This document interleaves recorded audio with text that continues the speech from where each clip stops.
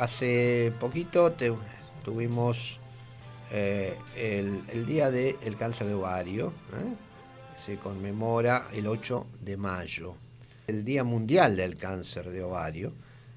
Resultados de estudio de mapeo de personas con cáncer específico de esta enfermedad revela acerca de la concientización y acceso a las consultas y tratamientos. Vamos a hablar sobre este tema con la doctora Verónica Cristina Baró. Ella es médica oncóloga, jefa del servicio de oncología de la Clínica San Jorge de Ushuaia. Ah, lejitos. Así que, bueno, un gran saludo. Doctora Verónica Baró, ¿nos está escuchando? Sí, hola, buenas tardes, ¿cómo están? Muy bien, muy buenas tardes. Buenas tardes, un placer. Igualmente, gracias por la invitación a charlar de este tema. Claro que sí. A ver, ¿qué está pasando? Vamos a ver, tengo una pregunta en principio. ¿Por qué se tarda tanto en hacer un diagnóstico de cáncer de ovario? Bueno, se tarda tanto acá y en todo el mundo. Claro. ¿Sí? Son estadísticas mundiales, no es un problema solo de Argentina. Sí. ¿Por qué? Porque es una enfermedad que no tiene un estudio de los que nosotros llamamos screening para diagnosticarlo precozmente. Ajá. Por ejemplo, el cáncer de mama tiene la mamografía para diagnosticarlo precozmente, el cáncer de cuello de útero tiene el PAP, ¿sí? Claro. La revisación con la colposcopía y el PAP. El cáncer de ovario no hay un estudio que haya demostrado que hacerlo frecuentemente pueda diagnosticar en etapas tempranas esta enfermedad y así mejorar estas estadísticas. Sí. Porque es una enfermedad que se le llama silenciosa, ¿sí? Es la enfermedad más silenciosa de toda la ginecología, ¿sí? A los que los ginecólogos por ahí les asusta más, porque el cáncer, por ejemplo, del cuello de útero se puede diagnosticar Claro. precozmente, el cáncer de útero en sí también y el de ovarios, bueno, a veces es difícil porque tiene ciertas características que no hace tan fácil diagnosticarlo cuando es muy pequeño, ¿sí? No hay estudios que nos ayuden con eso, Claro, excepto en personas que tienen mucho riesgo, que son mujeres que por ahí tienen antecedentes familiares o que en la familia haya mutaciones genéticas conocidas, y a esas personas se les hace estudios más asiduamente tratando de encontrar a tiempo alguna alteración, pero no sirve para la población en general. De hecho, ustedes no ven campañas de hacer algún estudio para diagnosticar el cáncer de ovario. No, eso porque es no cierto. existen. Eso ¿sí? es cierto, ¿no? Los screening que uno hace periódicamente, yo soy Exacto. claro, ginecólogo, uno le pide a la paciente la mamo, el PAP y una eco Exacto, y una ecografía por ahí ginecológica, así como parte. Lo que se aconseja es que la mujer, especialmente la mujer mayor de 50 años, que no deje de ir al ginecólogo, porque muchas mujeres, después de tener hijos y todo, y después de menstruar, de dejar de menstruar, dejan de ir al ginecólogo. Claro. Y justamente son los momentos en los cuales más hay que ir al ginecólogo, porque empieza a aumentar la incidencia tanto del cáncer de mama, el cáncer de útero y el cáncer de ovario. Bien. Entonces, el consejo siempre es ir al ginecólogo, y el ginecólogo, de acuerdo al riesgo, de acuerdo a cómo conoce la paciente, de acuerdo a los síntomas, es el que pide los distintos estudios. Una cosa es el screening poblacional, cuando pedimos a todas las mujeres, por ejemplo, mamografía, que otra cosa es la consulta ginecológica, donde el médico puede evaluar un montón de cosas, revisar la paciente y así pedir estudios que quizás le puedan salvar la vida a esta paciente. Claro, porque que el cáncer de ovario tiene muchos síntomas inespecíficos. ¿En qué momento de la edad es más frecuente la aparición del cáncer? Porque estamos hablando que en la posmenopausia seguramente es un momento de riesgo, pero ¿desde cuándo uno debería estar pensando en el cáncer de ovario? Y más de 60 años. Más de 60. Empieza a aumentar más de los 50, pero es más frecuente. Nosotros en los consultorios acá de oncología los vemos más de 60, 65 años son nuestras pacientes con cáncer de ovario. Bien. Y a ver, ¿y qué síntomas empieza a tener una paciente que no se controló y que supongo que ya el cáncer está avanzado? Exactamente, el tema de los síntomas, que ahora los vamos a relatar, el problema que tenemos es que justamente son inespecíficos y muchas veces ni siquiera el médico sospecha como primer diagnóstico un cáncer de ovario. Por lo general, una mujer que le duele el abdomen, que cuando come se le hincha, y que tiene alteraciones del tránsito intestinal, puede ser, siempre uno piensa primero en algo intestinal, Claro, no piensa claro. en el ovario. Claro. Tal A veces cual. una simple ecografía puede mostrarnos o líquido en el abdomen o un ovario o los dos ovarios agrandados. Entonces, el problema que tenemos es ese, que son síntomas que simulan ser algo intestinal o abdominal y termina siendo algo ginecológico. Bien. Otro síntoma que es bastante frecuente y que las mujeres por ahí no le dan importancia, y es raro que no le den importancia, porque una mujer que ya dejó de menstruar hace 10, 15 años y de golpe tiene un sangrado vaginal, como una pequeña menstruación, ese es un signo también de que puede haber algún problema ginecológico. Y muchas mujeres lo dejan pasar y están 1 año o 2 años perdiendo sangre y no consultan.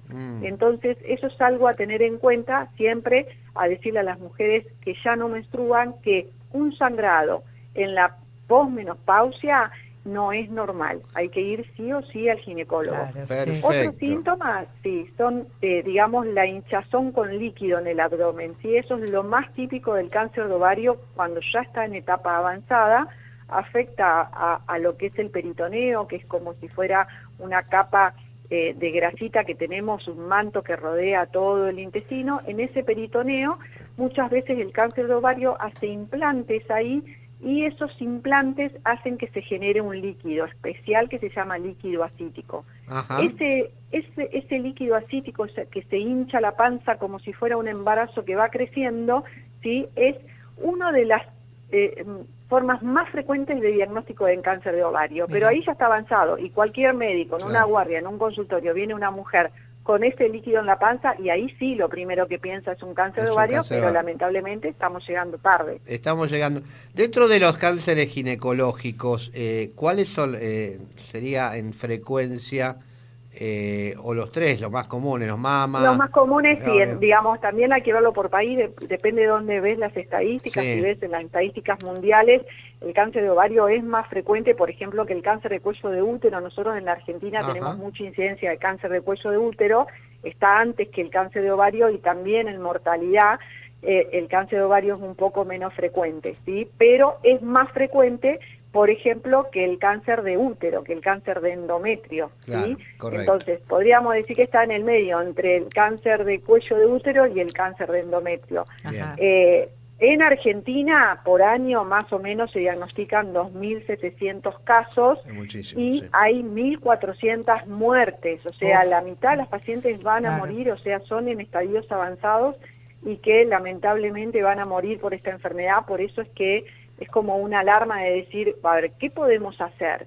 Está bien, no tenemos algún método de detección precoz, pero sí tenemos, con el avance de la medicina, muchas cosas que se pueden mejorar en este camino que hace el paciente, la paciente, una vez que ya tiene diagnóstico, y un poco eso es lo que intenta reflejar ese mapeo que se hizo desde la fundación donde quiero estar, ¿no? Que no es solamente el retraso del diagnóstico o de la sospecha diagnóstica, sino que en nuestro país lamentablemente tenemos muchos retrasos en lo que es acceso a estudios, a cirugías, a biopsias y después al propio tratamiento oncológico. Y todo eso va sumando tiempo, y va restando tiempo de vida, ¿sí? Eso es importante. A ver, Verónica, las preguntas que van llegando. Una, ¿es mejor la ecografía transvaginal que la común? Y si sería conveniente hacer un screening a todas las mujeres de una ecografía transvaginal a partir de los 40 años. Se iría a partir de los 50, de los 50. Más que de los 40, ¿sí? Porque entre los 40 y los 50 no es tan frecuente. No hay una directiva de screening poblacional para hacer eso, pero sí, yo no soy ginecóloga, pero los ginecólogos suelen hacer, pedir esa ecografía transvaginal, que es mejor que la ecografía que se hacía antes, arriba del abdomen, porque se ven mejor todos los órganos ginecológicos. Y una ecografía, no tiene efectos colaterales sobre la mujer, un estudio que es dentro de todo accesible, barato. El único problema que tiene la ecografía que es operador dependiente. Ajá. O sea que la persona que hace la ecografía tiene que estar entrenada en claro, ver sí. los órganos ginecológicos. Seguro. Esa sería la única cosita que tiene en contra. ¿Sí? Está. Entonces, claro, porque yo te preguntaba esto, Verónica, porque es común que todos pidamos una ecografía transvaginal a todas las mujeres. Yo te diría de más de 40 ya empezamos a pedirles, y junto con ¿Y cuántos cánceres de ovario?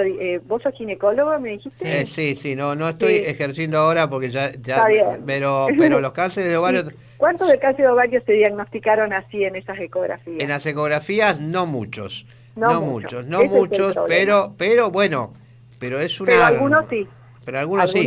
El único que diagnostiquemos es el 100% de esa mujer, ¿no? Claro, el tema, por eso te insistía en la comparación con la mamografía. La mamografía es un método que puede diagnosticar lesiones en etapas muy precoces de la enfermedad, por eso es que se usa como screening o tamizaje. La ecografía, cuando ve algo, ya el tumor está bastante grande y muchas veces directamente ya tiene implantes peritoneales. Ese es el problema. Tenemos una limitación con el método diagnóstico, que todavía en el mundo no se ha podido solucionar este problema que tenemos con los órganos ginecológicos. A ver, tenemos otras dos preguntas. ¿No tenemos algún estudio de sangre que puede ser predictivo? Bien. Y la otra pregunta es si hay factores genéticos que desarrollen el cáncer. Bien, ahí está. Para los estudios en sangre, lo que son los marcadores tumorales, tampoco está demostrado que pedir marcadores tumorales en la población general, estamos hablando, después vamos a la parte de los que tienen riesgo por genética. Claro. En la población general tampoco está demostrado que pedir el marcador que se llama K125, que es un marcador que los oncólogos usamos cuando ya hay diagnóstico de cáncer de ovario, lo usamos en el seguimiento de los tratamientos y después de las pacientes que terminan su tratamiento en los controles. Se vio que ese marcador tiene dos problemas. Uno, que es inespecífico, o sea, que se puede elevar, ¿sí?, se puede elevar con muchas patologías, no es patognomónico de cáncer de ovario. Y es un problema, porque vos le pedís y te viene elevado y pensás, vamos a buscarle el cáncer de ovario y quizás tiene otra cosa la paciente, ni siquiera cáncer, puede tener un montón de otras cosas. Entonces, tiene esa contra. Y la otra contra es que puede venir negativo o normal y la paciente igualmente puede estar desarrollando el cáncer de ovario y uno se queda tranquilo porque, total lo tengo normal. Por eso que no es un buen método de screening.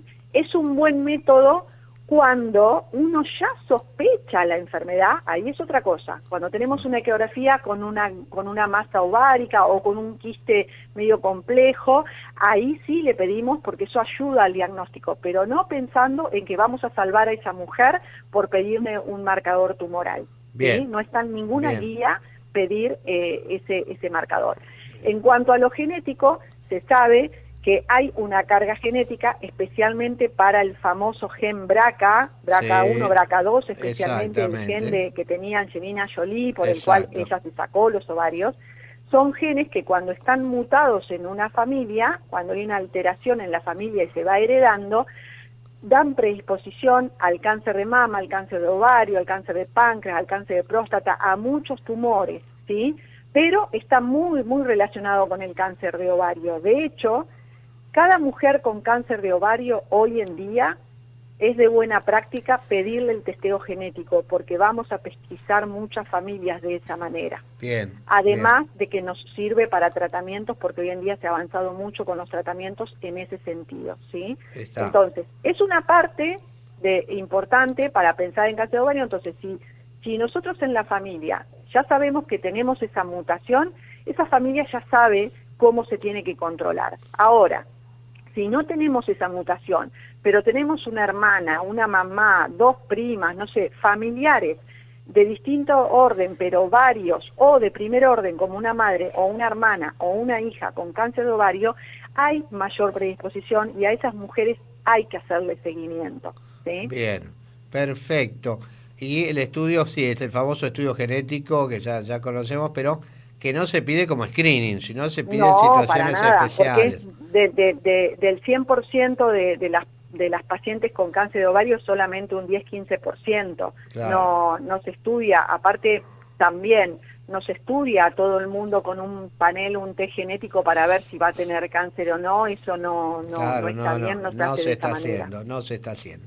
A ver, y Verónica, ¿qué armas tenemos para tratar el cáncer de ovario? Bien, muy bien. Dentro de lo que es el caminito que tiene que hacer la paciente, sí, primero tenemos el tema diagnóstico, que son las primeras imágenes que se hacen.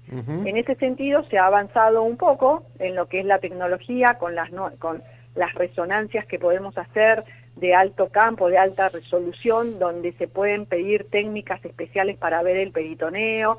Bueno, tenemos como mejor idea, antes de que la paciente vaya a la cirugía, tener mejor idea la estadificación, digamos. Claro, estadificación. Lo segundo que viene es la cirugía, y este es un punto súper importante. Yo que vivo en el interior, soy una defensora de que muchas veces, ¿sí?, nosotros no contamos con todos los especialistas en el interior para todos los tipos de cirugías especiales o oncológicas que hay que hacer, y muchas veces tenemos que derivar pacientes para hacer una cirugía con algún especialista. En este caso sería un gineco-oncólogo. Son ginecólogos entrenados en operar cáncer. Claro, ¿sí? Cáncer de ovario, cáncer de útero, cáncer de cuello de útero. Estas mujeres tienen que ser operadas por especialistas, porque la cirugía del cáncer de ovario es muy particular, tiene muchos pasos, hay que mirar muy bien la cavidad abdominal y hay que tratar de dejar a esa mujer con el menor residuo tumoral o sin tumor visible, ¿sí? Eso es lo que le va a cambiar el pronóstico a esa paciente, el cirujano que le toque operarla. Por eso es muy importante hablar de este tema, ¿sí?, que las mujeres sepan, que busquen opciones de cirugías oncológicas, ¿sí?, y que muchas veces, por alguna urgencia o algo, se van a operar con un cirujano o como un oncólogo quizás no entrenado, y después requiera una segunda cirugía con una persona entrenada, ¿sí? Es muy importante el paso quirúrgico. En eso se ha avanzado mucho, en conocer cómo es la cirugía. Y el tercer paso es lo que nos toca a los oncólogos, que también hoy en día